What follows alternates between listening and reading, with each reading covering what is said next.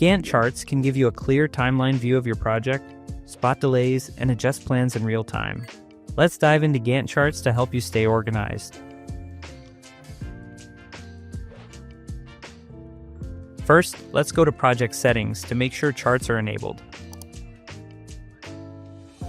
From the Gantt Charts tab, users can filter the chart view by start date, scale, grouping, or status. You can easily change the assignee, status, or even the task dates, simply by moving the entire task or clicking and dragging the start or end points. To review all the details, click on a task. There, you can check and add comments as well.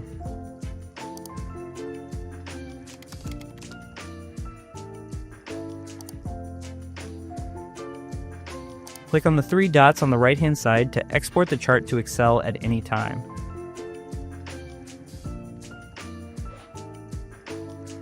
Backlog allows you to create subtasks by clicking on any issue and selecting Add Child Issue. You can either select an existing one or create one from scratch. Let's choose an existing one this time.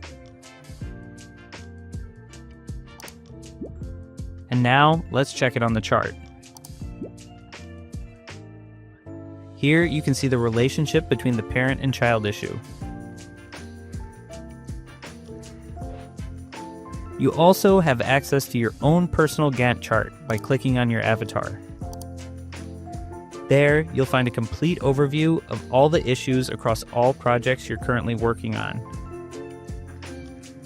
As with Project Gantt charts, you can use filters to configure your view and export all your project's issues as an Excel sheet. Now you know how to stay organized with Gantt charts and Backlog. Thanks for watching.